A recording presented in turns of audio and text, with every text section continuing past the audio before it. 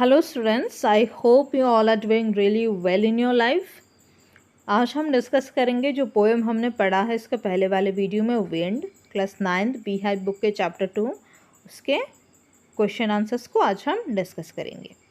तो इसके पहले मैं चाहूँगी और मैं सजेस्ट करूँगी आप पहली वाली वीडियो देखिए, यानी पोएम को आप पहले समझिए, तो आपको बहुत आसानी होगा क्वेश्चन आंसर्स को समझने में, और जो कॉन्टेक्स्ट है वो भी आपको बहुत आसानी से आप कोरिलेट कर पाओगे। ओके, हम शुरू करते हैं। आप वीडियो को छोड़ के उसको देख सकते हैं पॉज करके, या फिर आप बाद में भी देखेंगे तो ऐसा नहीं कि समझ नहीं आएगा, पर अच्छा रहेगा पहले देखेंगे तो। ओके, तो हमारा पहला क्वेश्चन है, what are the things the wind does in the first stanza. तो सबसे फर्स्ट स्टैंजा में विंड क्या क्या करता है।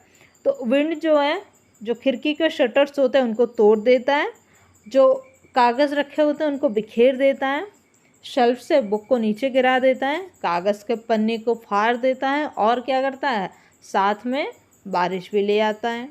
अब हम समझ तो गए, पर हम इसको लिखेंगे कैसे। तो लिखेंगे ऐसे, थोड़ा सा जूम कर लेते हैं। ओके, जूम करते हैं ना तो अंडरलाइन करने में आसानी होती है। So in the first stanza the wind shutters break the shutters of the windows, okay, then scatter the papers, okay, then throws down the books from the shelf, tears pages of the books and brings showers of rain। तो ये आप ऐसे भी लिख सकते हैं, और अगर आपका जैसे 2 नंबर का सवाल आ गए, 2 मार्क्स के क्वेश्चन आ गए, तो आप इसको पॉइंटर्स में लिख सकते हैं, 1 2 3, मतलब the wind does the following things ऐसे लिख के एक हाइफन दे के फिर 1 2 3 ऐसे करके अगर आप लिखेंगे तो वो अच्छा रहता है थोड़ा सा। ओके, फिर हम देखेंगे second question, have you ever seen anybody winnow grain at home. ये वैसे ज़रूरत नहीं है, पर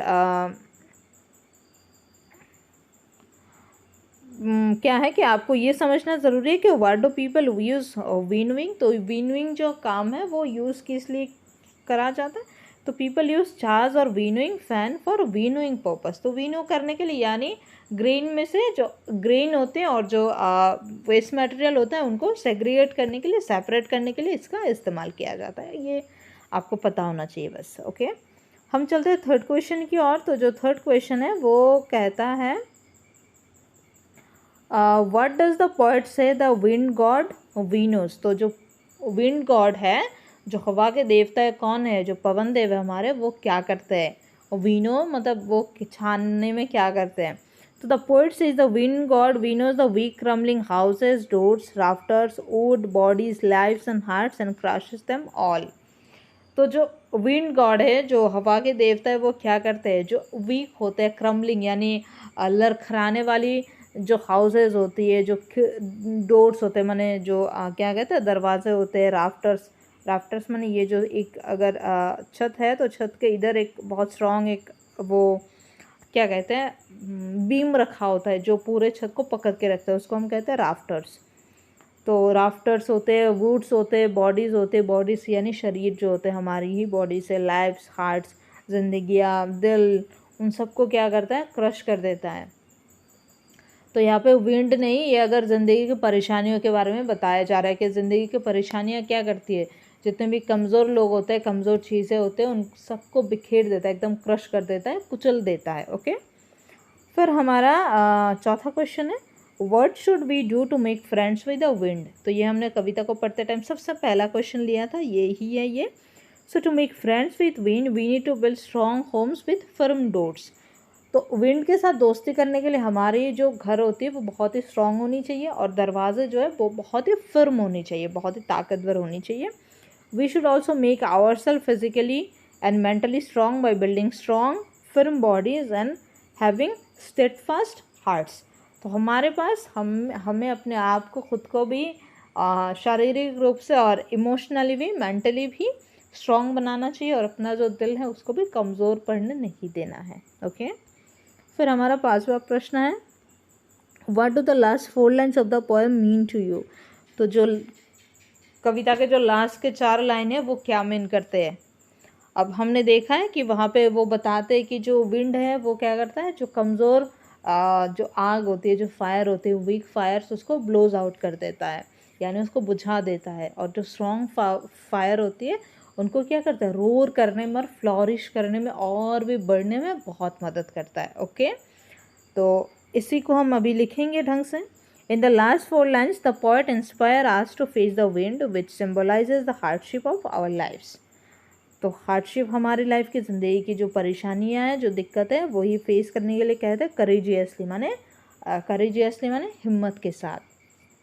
He tells us that wind can only extinguish the weak fires, it intensifies the strong ones.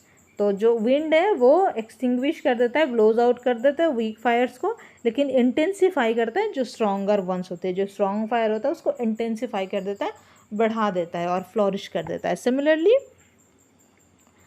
advertiser deters the weak hearted but makes strong those who have unfaltering will। तो जिनकी ना एकदम से विल माने क्या होता है, उसको क्या कहते रहे, अरे इच्छा शक्ति, हाँ, विल पावर। तो जो हमारी जो दिक्कतें होती है वो भी क्या करते हैं, जो कमज़ोर दिल के होते हैं उनको तो कुचल देता है, ख़त्म कर देता है, पर जो जिनका दृढ़ शक्ति होता है, दृढ़ इच्छा शक्ति होता है, जो बहुत ही स्ट्रॉन्ग होते हैं इमोशनली मेंटली, उनको आगे बढ़ने में मदद कर देता है, उनको और भी स्ट्रॉन्ग कर देता है। Befriending the wind or the hardship of life makes it easier for us to face them। तो यहाँ पे हवा के साथ दोस्ती करने का मतलब क्या है कि हार्डशिप ऑफ बीफ्रेंडिंग माने दोस्ती करना। ओके, ये हाँ ठीक है। तो दोस्ती करना किसके साथ, हार्डशिप ऑफ लाइफ, जो ज़िंदगी की जो परेशानी है उनके साथ अगर हमारी दोस्ती हो जाए तो हमें उनको फेस करने में थोड़ी आसानी होगी। ओके, फिर है how does the poet speaks to the wind, in anger और with humour. You must have also seen और hear the wind crumbling lives, what is your response to this, is it like the poet's. तो ये भी सवाल उतना important नहीं है और नहीं आने वाला है एग्ज़ाम में। इसके बाद हम देखते हैं, the poem you have just read is original in Tamil, do you know any such poems in your language. आपको अगर पता होगा तो लिख दीजिए। मैं बंगाली हूँ तो मुझे तो बंगाली में बहुत सारी आती हैं, पर आपको अगर नहीं आएगा, मैं बंगाली में बताने लगूँगी तो आप अपने लैंग्वेज का देख लीजिए उसको। फिर हाँ, बस इतना ही है। So that is it. मतलब मुद्दे की बात यह है इस कविता के, आपको यही याद रखना है कि पोएम जो पोएम है वो हमारे ज़िंदगी की जो मुश्किल है उसके बारे में बताता है, और बताता ये है, इसका जो मैसेज है, जो थीम है वो यही है कि जब हम अपने आप को बहुत मजबूत कर देंगे तो हमारी जो मुश्किलें होती हैं उनके साथ हमारी एक दोस्ती जैसी हो जाती है, और अगर हमारा उनके साथ दोस्ती हो जाती है तो हमें उनका सामना करना थोड़ा बहुत या फिर काफ़ी हद तक आसान हो जाता है। तो दैट इज़ इट। नीचे डिस्क्रिप्शन से आप टेलीग्राम चैनल को ज्वाइन कर लीजिए, वहाँ पर मैं अपडेट्स वगैरह, नोट्स वगैरह डालती रहती हूँ, और सब्सक्राइब कीजिए। इस चैनल पर पूरा सिलेबस मैं कंप्लीट करूँगी। So that's it, thank you so much.